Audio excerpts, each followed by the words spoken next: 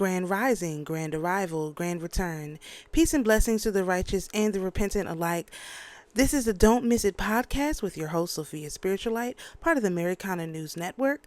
And this is our weekly discussion of the presidential actions and executive orders that come across the desk and don't get a lot of discussion. In the first two episodes of the week, we go over the news of the week in a little more detail. But in this episode, we always discuss the executive actions and some ways that they might be implemented or basically used to our actual benefit. So this is for the week of February the 17th through February the 23rd. Today is actually March 15th, so still a few weeks after. In the presidential action we're going to discuss, of course, the link will be for in the bio for this actual executive order, so you can take a closer look at it for yourself. This is the defending American companies and innovators from overseas extortion and unfair fines and penalties. What people don't understand, which should become more clear as we go through these executive orders and even the headline news, is that the entirety of the European Union socialism or social programming has been funded by the American taxpayer in one way or another. This is another way that the European Union, the UK, all of these countries are funding their social programs for the migrants that they're bringing in, for their general social programs that they have, so that they can have the best food, so that they can have the best schools, so that they can have the best programming, clean streets, and all this stuff. Everything that people say they love about Europe when they go to Europe in this day and age is funded by the American taxpayer. And it's not a direct tax on us. No, this is just another one of those ways. So for example, you have a company, let's talk about X. You have a company like X. They have quote unquote free speech, American style free speech, which, you know, is it really free speech? I think that remains to be seen. However, it is still a type of American free speech. Most of the money made from X, Twitter, whatever, comes from Americans. Americans pay for the services, or people are paying to advertise on X.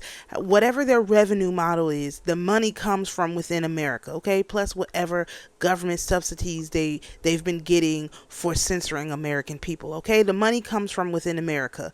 Then what happens is the European Union may decide, hey, we don't allow free speech over here, so if you don't give us backdoor access to your software, or censor basically who we say to censor, we're going to slap a fine on you. Well, they've done this to the tune of billions of dollars, and not just Twitter X. They've done it to Facebook, they've done it to Google, they do it to all of our companies that go over with our American style freedom, and they try to service the people of Europe. They do this all the time, and they take that billions of dollars and they add it to their budget, and they use it in a part as to subsidize their amazing health service, all the stuff that they're allegedly doing for their people over there in those European countries. This is how they're subsidizing it. Now, this is very similar to what Israel does, but we'll have to discuss Israel when it comes up, because so far Israel is not an issue, and I also want to point that out because literally they're a non-issue, and it's plenty of reasons for that, but you know, people are not really paying attention. So that is to say, this is what these countries are doing. Now, recently you've had other ones like Brazil, which is also a socialist country. It's just socialism of the quote unquote South of America, not South America, South of America, which is basically another name for Europe. The same kind of barbarians that are in Europe are in South of America. And so these South of America people are doing the same thing. We see it with the Panama Canal. We see it with, like Venezuela not wanting to take back their Tren de Agua gang members. This is what these people do. The entirety of the world is subsidized by the American taxpayer. The entirety of the world. Now, how much wealth would we have if we took that money away from the entirety of the world and put it back into America? we would have the best food in the world. We would have the best schools in the world. We would have the highest standard of living in the world. Period. Nobody would be poor in the streets. We'd have nothing like that. But because as they've taken more and more of the wealth from this country and sent it to Europe to subsidize their social programming, it has been removed from our social programming here in America, where we can actually afford it. Believe it or not, even though it says we're $36 trillion in debt, that debt is a false debt, so we should just default on it, but Trump is intent on paying it off. I don't care which one he does, as long as people understand that we're not in debt. We're not in debt. We've never been in debt. They've been stealing from us $36 trillion across the planet. So if you had a little small country with, 3 million people, and you had $1 trillion, just $1 trillion in your little small country with 100,000 or 200,000 people, would everybody have wealth? 100%. There wouldn't be no poor on the street. There'd be no class. So that's why they started importing people from Africa and from the Middle East, which has a different set of issues, into their countries, because then they had there was no classism, and these people survive off the isms: classism, racism, sexism, isms. Okay, that's what they do, and so that's what happened. They brought in these people from these third world countries, and their countries are going crazy. They're not. Things are not going well, and so part of this whole process is for us as Americans to take our wealth back and to stop allowing them to exploit our companies like this, because they will charge them $16 billion a year. And guess where they get that $16 billion from? You have an $800, $900, $1,200 iPhone. Does that make any sense? No, but that's exactly, you have $100, $200, $100 a month to use X as a registered user. That's nuts.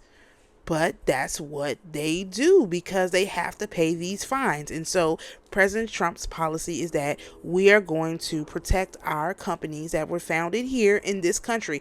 X was not founded in Europe. Meta was not founded in Europe. They like to pretend like they founded it. It was not. Facebook started in America. Twitter started in America. Tidal, Spotify, all these companies are American companies, and they must be protected as such. And that's what this executive order is about. All right. So this is called Defending American Companies and Innovators from Overseas Extortion and Unfair Fines and Penalties. The White House, February 21st, 2025. Memorandum for the Secretary of the Treasury, the Secretary of Commerce, the United States Trade Representative, the Senior Counselor to the President for Trade and Manufacturing. Subject: Defending American Companies and Innovators from Overseas Extortion and Unfair Fines and Penalties. Section 1. Purpose. In recent years, the gross domestic product of the United States digital economy alone, driven by cutting-edge American technology companies, has been bigger than the entire economy of Australia, Canada, or most members of the European Union. Instead of empowering their own workers and economies, foreign governments have increasingly exerted extraterritorial authority over American companies, particularly in the technology sector, hindering these companies' success and appropriating revenues that should contribute to our nation's well-being, not theirs. Beginning in 2019, several trading partners enacted digital services taxes, DSTs, that could cost American companies billions of dollars, and that foreign government officials openly admit are designed to plunder American companies. Foreign countries have additionally adopted regulations governing digital services that are more burdensome and restrictive on United States companies than their own domestic companies. Additional foreign legal regimes limit cross-border data flows, require American streaming services to fund local productions, and charge network usage and internet termination fees. All of these measures violate American sovereignty and offshore American jobs, limit American companies' global competitiveness, and increase American operational costs while exposing our sensitive information to potentially hostile foreign regulators.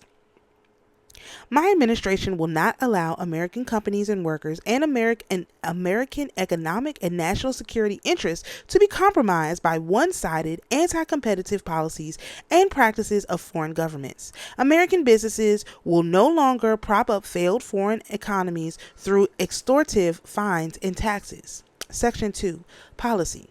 It is the policy of my administration that where a foreign government, through its tax or regulatory structure, imposes a fine, penalty, tax, or other burden that is discriminatory, disproportionate, or designed to transfer significant funds or intellectual property from American companies to the foreign government or the foreign government's favored domestic entities, my administration will act, imposing tariffs and taking such other responsive actions as necessary to mitigate the harm to the United States and repair any resulting imbalance. In taking such a responsive action, my administration shall consider A. Taxes imposed on United States companies by foreign governments, including those that may discriminate against United States companies. B. Regulations imposed on United States companies by foreign governments that could inhibit the growth or intended operation of United States companies. C. Any act, policy, or practice of a foreign government that could require a United States company to jeopardize its intellectual property. And D. Any other act, policy, or practice of a foreign government that serves to undermine the global competitiveness of the United States companies. Section 3. Agency responsibilities. A. The United States Trade Representative shall determine, in accordance with applicable law, whether to renew investigations under Section 301 of the Trade Act of 1974, 19 U.S.C. 2411, of the DSTs of France, Austria, Italy, Spain, Turkey, and the United Kingdom, which were initiated under my administration on July 16, 2019 and June 5, 2020.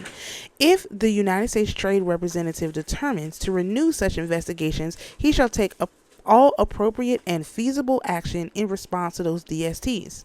B. The United States Trade Representative shall determine, consistent with Section 302B of the Trade Act of 1974, 19 U.S.C. 2412B, Section 302B, whether to investigate the DST of any other country that may discriminate against the United States companies or burden or restrict United States commerce.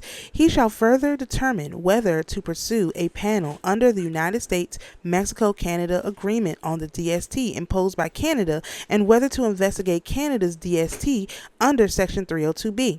In making these determinations, the United States Trade Representative shall consult with the Secretary of Treasury as appropriate.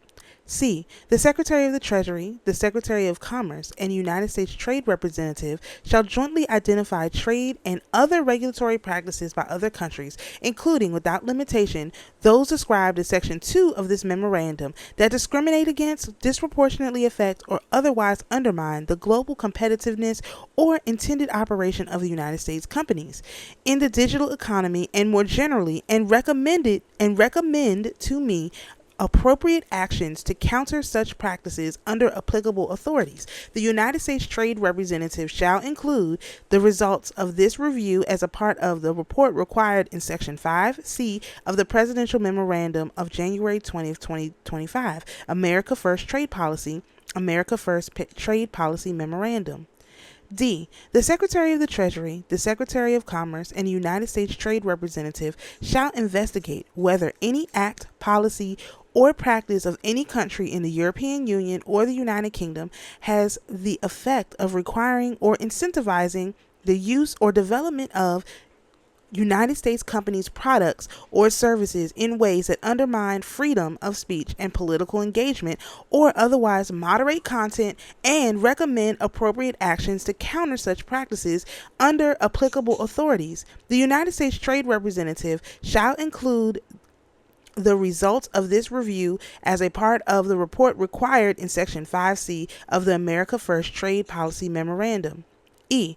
The Secretary of the Treasury, in consultation with the Secretary of Commerce and the United States Trade Representative, shall determine whether any foreign country subjects United States citizens or companies, including, without limitation, in the digital economy to discriminatory or extraterritorial taxes, or has any tax measure in place that otherwise undermines the global competitiveness of United States companies, is inconsistent with any tax treaty of the United States, or is otherwise actionable under Section 891 of Title 26 United States Code or other tax-related legal authority. The Secretary of the Treasury shall include the results of this determination as a part of the report required in Section 2 of the Presidential Memorandum of January 20th, 2025, the Organization for Economic Cooperation and Development, OECD, Global Tax Deal. F. The United States Trade Representative shall identify tools the United States can use to secure among trading partners a permanent moratorium on customs duties on electric transmissions. The United States Trade Representative shall include in the results of this review as a part of the report required in Section 5C of the America First Trade Policy Memorandum. G. The United States Trade Representative, in consultation with the Secretary of Commerce and the Senior Counselor to the President for Trade and Manufacturing, shall establish a process that allows American businesses to report to the United States Trade Representative foreign tax or regulatory practices that disproportionately harm United States companies. Section 4. General Provisions. Nothing in this memorandum shall be construed to impair or otherwise affect I. The authority granted by law to an executive department or agency or the head thereof, or 2. The functions of the Director of the Office of Management and Budget relating to budgetary, administrative, or legislative proposals. B. This memorandum shall be implemented consistent with the applicable law and subject to the availability of appropriations. C. This memorandum is not intended to and does not create any right or benefit, substantive or procedural, enforceable at law or in equity, by any party against the United States, its departments, agencies, or entities, its officers, employees, or agents, or any other person. D. The United States Trade Representative is authorized and directed to publish this memorandum in the Federal Register. All right, so this was from February the 21st, 2025. Lots of very interesting things in there. And like I described in the beginning, these countries are literally subsidizing their entire country off of our businesses. We don't use their stuff. And I hope that that becomes more clear and evident as these executive orders and, like I said, the news comes out, because it is more and more obvious every single week when I look at these executive orders that what exactly are we getting from these countries that we don't have here? Like, what do we need from them? What do we need from them? It just looks to me like we are literally subsidizing their entire country. And these smaller countries with smaller populations, their literal entire country. This seems crazy to me. It just seems really, really crazy. Like, why would we be paying for why would these countries be allowed to tax like Twitter, or like, only one that we do use now. Wait, let me back it up. The only one that we do use that's from another country is TikTok, and it's not from Europe. It has nothing to do with the European Union. That's from China, and so that's the only one. I don't see us using whatever social media things that they create out there. We don't use their stuff, and even the stuff in China, as I mentioned in one of the weeks, is that all of Chinese innovation has been subsidized by America. So even still, that's still something that was subsidized by our country, just from a different perspective, not from the European Union. So the fact that the European Union thinks that they can add their little taxes on to using the internet and do all kinds of anti-competitive things. We don't use the European Union versions of Netflix. I mean, who wants to see that stuff? And even this whole thing of our companies have to fund their local productions. No, you guys have to invest your money in your country. I mean, this should be very obvious, but there's individuals on the left and honestly on the right that just feel like we supposed to subsidize everybody. And the right is we're supposed to subsidize the Middle East, which is crazy, and Israel. And on the left is we're supposed to subsidize Europe. And neither one of those things is true. We don't have to subsidize anybody. Everybody needs to stay. They need to make their people more productive, or they need to cease to exist as a country and a culture and become a part of the United States and fall under our laws. Either or. These people, if they can't govern themselves appropriately, they need to be governed by someone who can. That includes revenue. And so this introduction of revenue as a concept to America is really, really interesting and fascinating to watch. So if you enjoy this type of content, please like, comment, share, and subscribe. Please feel free to share this with your family and friends. Thank you for tuning in for this week's episode of the Don't Miss It podcast with your host, Sophia Spiritualite. Peace and blessings, and we'll see you on the next podcast.